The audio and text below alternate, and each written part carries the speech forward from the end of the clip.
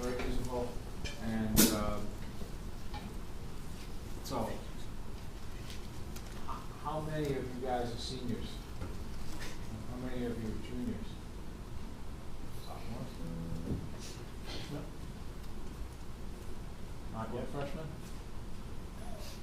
All right. All right. That's great. That's great. All right. So, as always, with our post-performance clinics, anything that we're saying here is meant to help you. So, you know, if I say something that says, oh, you should, you know, maybe you should try to do some of this, it's not meant like, oh boy, you really don't know how to fix it.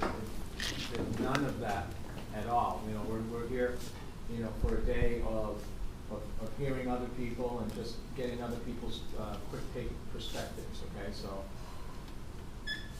And I really didn't need to say that much because I'm not going to, you know, be saying, oh, that should have done that way, and that should have done that way. It was really good. On the double or nothing, the saxes, although I think you could probably try to play a little louder on that melody at the beginning on double or nothing, the way in which you played it was really, you know, it had a sprightness to it, it had a nice lift. So it wasn't just kind of sitting there going blah blah blah blah, blah, you know.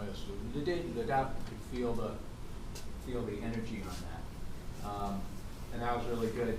And for all the solos, you kept switching cymbals, which is a big thing with me, you know. So that was really great. One thing I'd say for you is when they go into that second theme, that I might add the bass drum in. It is kind of like a shuffle beat, and I would put it on all 4 beats, just so you know what that is. It's the second theme. It's at like at 19, and then at the end, you know, after the solos, a one, boo boo doo doo doo doo doo. That's another place where you could add in the bass, going, just a little bit. It adds a little more on shuffle beats. It adds a little more bottom, and it doesn't get in the way of what the bass is doing. Just as long as you know, you know. All right. So that's great. And then my guitarist here, good voicings.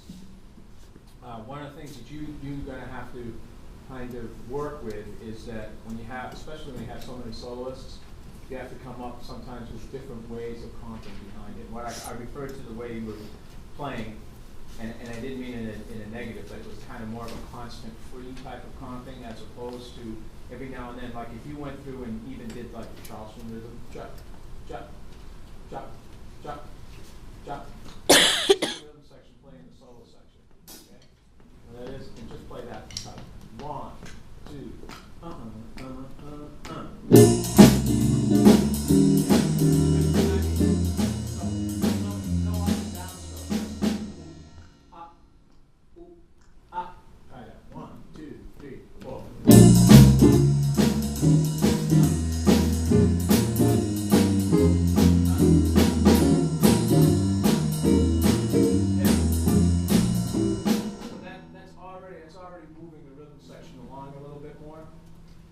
the other thing that's nice about that is that I'm hearing definitive rhythms, you know, so it's not always, sometimes the guitar rings a lot. It doesn't have the same immediate decaying properties the piano does. So even if we play something long there, it tends to decay quicker than you do.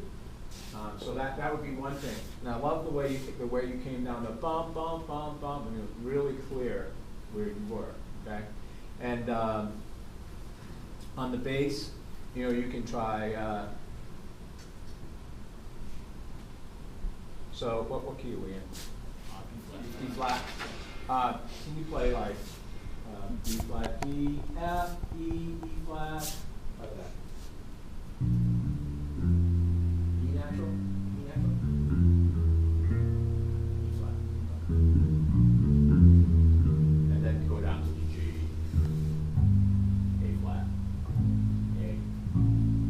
Flat.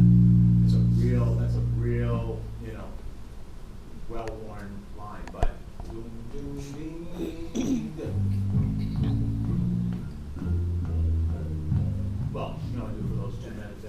what I'm saying? That would be great. And then when if you're reading the chord symbols from time to time? Or a little bit, all right. But one of the things that you can sometimes do, especially when you see you're moving from one chord to the next, is to go and play the note a half step above the next chord or a half step below. That's what bass players oftentimes do, you know, and that gives more pull to your line and starts to organize it, you know, like again, B flat, G, C, F. Obviously when you come down to that you can't do, but B flat, A flat, G, D flat, C, G flat, F, you know.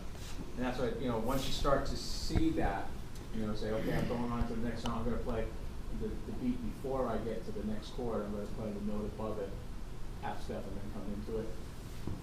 That'll be a little more organization that way as well. All right, so now the brass here at 5 in Byzantium, maybe not in your practice room. I wasn't hearing the 8th rest, which means that the note in those triplets, the note on the downbeat probably needs to be a little shorter. There it was going ba ba da ba da ba da, and it took a little bit away from the presentation, even though it was like together, you know. So my, you know, that would be my tweak, would be to play the note on the da da da da do do da. A little bit more, okay? All right, so let's try it at the beginning. And who's playing first? Okay. Everybody at the top? 1, 2,